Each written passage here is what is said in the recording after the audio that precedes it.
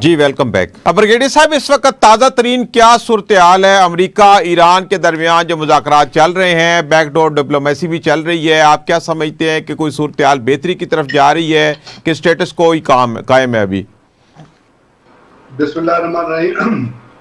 ताज़ा तरीन सूरत हाल से तो मैं यही समझता हूँ कि एक तो अमेरिका ने और इसराइल ने बहुत बड़ी गेम खेल रहा है उस वक्त, और वो ये है कि आप देखिए ना, मुज़ाकरात के इस चक्कर में और मुज़ाकरात की इस पेशरफ्त में और प्रपोजल सबमिट होने में, प्रपोजल वापस आने में, अमेरिका में ईरान का विजिट होने में, तो एक चीज कॉन्स्टेंटली जारी है जब से सीज फायर का ऐलान हुआ, वो ये है कि इसराइल जो है वो लबनान पे कब्जा करे जा रहा है, और लबनान के अंदर ग्राउंड ऑफेंसिव जो है वो आपको रोजाना बढ़ता हुआ नजर आ रहा है, और वहां पे जो कैजुअलिटीज हो रही है वो भी आपको पता है जी। इसराइल इस वक्त तक कोई 10% इलाका है लेबनान का जो लिटानी रिवर के साथ साथ नीचे आए उस पर कब्जा कर चुका है, ठीक है, और ये जारी है, और उस पर दुनिया की नजरें इससे हटी हुई हैं। अमेरिकन ने एक शील्ड प्रोवाइड की हुई है सब मुज़ाकरात के फोल्ड में। अब आप देखें, ईरान भी आपको हिज़्बुल्लाह की बात इतना करता नजर नहीं आएगा, दुनिया की कोई ताकत ये लेबनान के बारे में बात नहीं करी, और लेबनान के ऊपर इजराइल का कब्जा करना बुनियादी तौर पे ग्रेटर इजराइल का एक एलिमेंट है। सीरिया ऑलरेडी आपने तबाह कर दिया, ठीक है, लेबनान भी अगर तबाह हो गया तो उसके बाद वो जो ग्रेटर इजराइल का प्रोग्राम है वो तो अमेरिका की मर्जी से ईरान ने इम्प्लीमेंट करना है ना। सही। एक तो सबसे बड़ा धोखा दुनिया के साथ इस वक्त ये हो रहा है, और उसमें अमेरिका और इजराइल जो है वो फुली इन्वॉल्व है और वो करें। दूसरी बात यह है कि अब जंगबंदी किस तरह होगी। जंगबंदी तो है, लेकिन इस जंगबंदी को या तो परमानेंट सीज फायर में, या आप कहते हैं कि पीस में, परमानेंट पीस में कन्वर्ट किया जाए। जहां तक परमानेंट पीस का ताल्लुक है वो तो हो नहीं सकता, वो तो पॉसिबल है ही नहीं। सही। वो तो अमेरिका कभी भी नहीं चाहता और शैतान यहू भी नहीं चाहता। सही। परमानेंट सीज फायर वो पॉसिबल है, उसके ऊपर बेस करके ईरान ने अपनी कुछ तजावीज जो थी वो अमेरिकन को भेजी थी।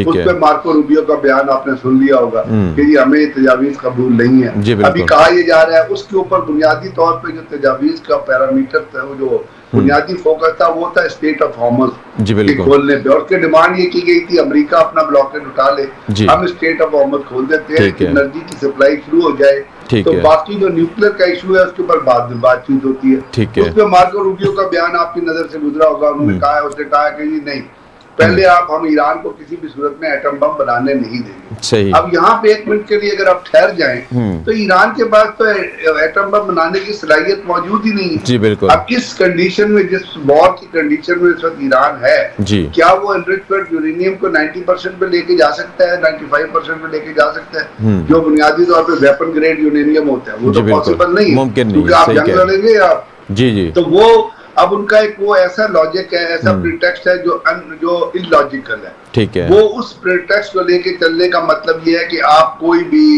माहिदा या कोई भी अपना जंगबंदी या उसके हिसाब से, पीस के हिसाब से आप बात नहीं करना चाहते, बल्कि आप तमाम चीजों को मोड़ तोड़ के इसी किस्म की टेंशन की तरफ रखना चाहते हैं जो आज आपको नजर आ रही है। तो मेरा ये ख्याल है कि इसमें अमेरिका की एफर्ट यही है कि वो कहते हैं ना काइनेटिक डोमेन में, यानी काइनेटिक थ्रेट के अंदर एक कोल्ड वॉर को जारी रखा जाए, और वो आपने देखा दोनों तरफ से। अब अमेरिका, ईरान के फॉरेन मिनिस्टर पाकिस्तान आए थे, फिर ही वेंट टू अपना Muscat, then he went to Russia ने उनके तमाम जो अपना नैरेटिव है उसकी तायीद की है, उनके स्टांस की तायीद की है, और उन्होंने कहा कि हम आपके साथ खड़े हुए हैं।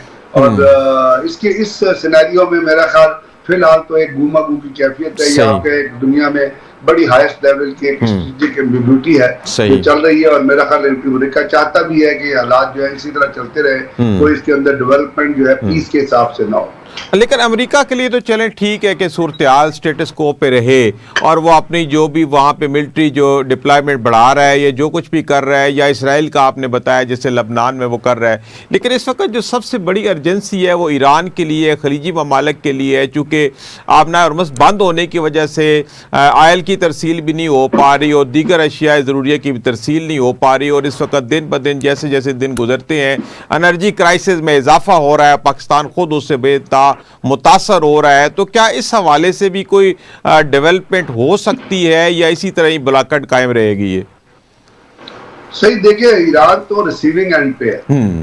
अटैक ईरान ने नहीं किया जी, अटैक अमेरिका ने किया जी बिल्कुल, और इसराइल और अमेरिका जो है वो साथ खड़े हुए हैं। ठीक है, अमेरिका दुनिया में एक सुपर पावर रहा है, जी, उसका स्टेटस ऑफ सुपर पावर का डैमेज तो बहुत ज्यादा हो गया, ठीक लेकिन है। अभी भी इस तमाम चीजों में, जबकि रशिया जो है वो यूक्रेन वॉर में लगा हुआ है, चाइना जो है वो क्वाइट डिप्लोमेसी में लगा हुआ है, दे आर जी। Not coming in forefront for anything. जी, तो उसमें तो ईरान जो है उसको पाकिस्तान की सपोर्ट हासिल है ना। खलीजी ममालिक के आपने देख लिया कि यूएई जो है कल ओपेक और ओपेक प्लस जी, उससे निकल गया, और यूएई जो है वो इजराइल का एक पपेट बन गया है, सही। Standing with Israel. ठीक है, ठीक है, वो इजराइल के एक प्रॉक्सी के तौर पे काम कर रहा है, सही, इसलिए उन्होंने अपना इस वॉर के दौरान वो पैक और ओपेक प्लस से वो निकल गए। सही। बहरीन और अपना जो कुवैत है उसकी आपको पता है they do not carry any value as far as their community arsenal या उसकी किसी ताकत के हिसाब से कोई चीज आप कंसिडर करें। कतर ने अपने आप को विड्रॉ कर लिया, जी, बिल्कुल। यदि हम इस चीज का हिस्सा नहीं है तो मिडिल ईस्ट तो इसलिए आपको क्लियर हो गया। सही। बुनियादी तौर पे ईरान दरमियान में रह गया। ईरान की जो इतनी प्रपोजल है वो पाकिस्तान ने आगे की, बल्कि पाकिस्तान ने तो अपना जहाज भी प्रोवाइड किया था बासिर आखिरी को, उस पे यह है कि उनके ऊपर अटैक का खतरा था, तो वो फिर कम हो जाता है जो पाकिस्तान का जहाज एक पता है जो इम्पोर्टेंट, पाकिस्तान ने इजराइल को इस सिलसिले में मैसेज भी कन्वे कर दिया था थ्रू अमेरिका। तो मेरा ख्याल ईरान जो है वो तो यही कर सकता है कि वो अपनी प्रपोजल, अभी उन्होंने कहा हम नई प्रपोजल, सेट ऑफ प्रपोजल बना के भेजें। जी बिल्कुल। सो ये मेरा मतलब ये है कि वो जब प्रपोजल्स जाती हैं, आप पता है जब ईरान का वक्त इधर आया था वो आए तो बातचीत करने के लिए थे, जी बिल्कुल। कवर ये लिया था कि वो कह रहे थे बायलैटरल मुज़ाकरात के लिए आए, क्योंकि उनको पता था कि अगर वो ऐसे अमेरिका के आए बगैर वो यहाँ मुज़ाकरात के लिए आ जाए तो डोनाल्ड ट्रम्प तो अब तक वो कंपल्सिव लायर है, कैरेक्टरलेस मैन, उसे वहां से चीखना शुरू कर देना, बकबक करना शुरू कर देना था, वो देखो जी ईरान हमारी बात मान गया जी, उसको हमने डिफीट कर दिया, उन्होंने जी वो जमीन पे गिर गए। तो इस चीज को वार्ड ऑफ करने के लिए उन्होंने कहा कि हम 3 मुल्कों का विजिट कर लेते हैं। फिर उन्होंने एक मैसेज भी दुनिया को दे दिया जब वो मस्कत गए कि जी हमने स्टेट ऑफ हॉर्मस को जो ऑपरेट करना है वो ईरान और मस्कत में करना है। तो कहा ये जा रहा है, शुनीद ये है कि मस्कत जो उनकी टोल लगाने की जो प्रपोजल है उससे राजी नहीं हुआ है, वो कहते हैं there should be no toll because state जो है ये they are independent, they are neutral water. सही। सो अब इस चीज में ईरान अब एक और सेट ऑफ प्रपोजल जमा करा देगा, लेकिन जो बुनियादी नुकता जो मैं आपसे अर्ज कर रहा हूँ वो ये है कि अमेरिकन नहीं चाहते, क्योंकि उन्होंने एक तो लबनान पे इजराइल की कब्जा अलाउ करना है, जी बिल्कुल, दूसरा उन्हें शैतान याहू को वो नाराज नहीं करते, अपना नरेंद्र मोदी इतना ही अपना ट्रम्प इतना ही दहशतगर्द है जितना दहशतगर्द आप शैतान याहू को या किसी और को काउंट कर ले, चाहे लफ्जों में हो चाहे प्रैक्टिकलिटी में हो। मतलब गाजा के अंदर 1,60,000 बच्चे शहीद हो गए, 70,000 लोग शहीद हो गए, 38,000 बच्चे, किसी की आवाज नहीं उठती। जी बिल्कुल। तो अब यहाँ पे जो लॉ सप्लाई हो रहा है लबनान में, इसमें किसने आवाज बुलंद करनी? सही। तो दुनिया तो पूरी लगी हुई है कि जी किस तरह ये हो जाए तो वो हो जाए, होना जी जी सही कह रहे हैं, होना वही है जो आपको अभी होता नजर आ रहा है। अच्छा, लेकिन इस सारी सिचुएशन में चाइना भी डिस्टर्ब हो रहा है, जाहिर बात है चाइना की काफ़ी एनर्जी सप्लाई ईरान की तरफ से आ रही है और नेवल ब्लॉकेड की वजह से उसमें भी मसाइल का सामना है। तो चाइना कब तक खामोश तमाशाई रहेगा? क्या वो खामोश रह के जो सियासत कर रहा है उसकी वजह से वो खुद भी डिस्टर्ब हो रहा है? तो आप क्या समझते हैं कि चाइना अपने इसी डगर पे चलेगा या खुल के सामने आ सकता है?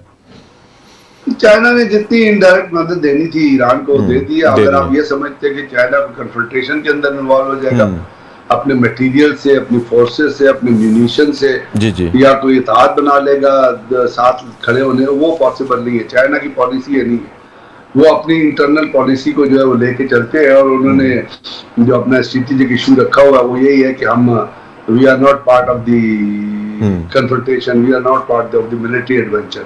हाँ ये है कि जो मदद ईरान को दे सकते थे और उन्होंने काफी लेवल पे काफी चीजों में ईरान की मदद की है, तो वो मेरे ख्याल आने वाले दिनों में भी करते रहेंगे। सही। बाकी इसके अलावा अगर आप इस तरह ये समझते हैं कि चाइना आके ईरान की लड़ाई लड़ेगा, रशिया भी नहीं लड़ेगा। हाँ, मटेरियल सपोर्ट जो है वो मेरा ख्याल चाइना ने अपने बड़े रिजर्व रखे हुए हैं, आयत के भी बड़े उनके पास स्ट्रेटेजिक रिजर्व मौजूद हैं, तो वो सस्टेन कर रहे हैं। लेकिन किसी भी तरीके से चाइना की ये पॉलिसी नहीं है कि वो आके और इन्वॉल्व हो फिजिकली इन्वॉल्व नहीं होगा इसमें। सही है। जी। अच्छा, अगर ये सूरत हाल इसी तरह ही चलती है ब्रिगेडियर साहब, तो फिर जो एनर्जी क्राइसिस है ये बहुत बढ़ सकता है, किस हद तक ये बाकी ममालिक को डिस्टर्ब कर सकता है, इसका एंड क्या नज़र आ रहा है आपको? क्योंकि ये भी बताया जा रहा है कि अगर ऑयल नहीं निकाला जाता तो फिर ऑयल वेल जो है वो भी ख़राब हो जाते हैं, उसमें पानी और दीगर चीज़ें आना शुरू हो जाती है। तो अगर ये इसी तरह लंबा चलता है तो ऑयल क्राइसिस तो बहुत ज़्यादा बढ़ सकते हैं। तो क्या दुनिया इसको देख रही है? पाकिस्तान के अलावा कोई और ममालिक भी बैकडोर डिप्लोमेसी में इस मसले को हल करने के लिए कोई कोशिशें कर रहे हैं? ऑयल क्राइसिस तो अभी भी, एनर्जी क्राइसिस तो बढ़ेगा ना। स्टेट ऑफ होर्मुज अगर ब्लॉक रहेगी, अगर आपकी प्रोडक्शन पूरी नहीं होगी, प्रोडक्शन के साथ सप्लाई नहीं होगी, आपकी ऑयल लाइंस नहीं चलेगी, तो साफ जाहिर है कि उसके अंदर एट होम भी प्रॉब्लम आएगी और सप्लाई में भी प्रॉब्लम आएगी। अब दुनिया को ये पता है, अमेरिका के पास तो अमेरिका का अपना ऑयल निकलता है, so they are not affected much. Affected तो मैंने आना, चाइना ने अपना रिजर्व रखा हुआ है, रशिया के पास बहुत ऑयल है और रशिया भी चाइना को ऑयल दे सकता है। ठीक है, प्रॉब्लम है हमारे जैसे मुल्कों के लिए, उनका क्या होगा? वहां तो जिंदगी जीरो होकर रह जाएगी। अब हम उसमें यही कोशिश कर सकते हैं और मुल्क कोशिश कर रहे हैं, मतलब टर्किया भी कर रहा है, इजिप्ट भी कर रहा है। देखिए हमने उसमें बहुत ज्यादा लीड ली है कि किसी तरह ये जो ऑयल क्राइसिस है खत्म हो और स्टेट ऑफ होर्मुज खुले, प्रोडक्शन खुले।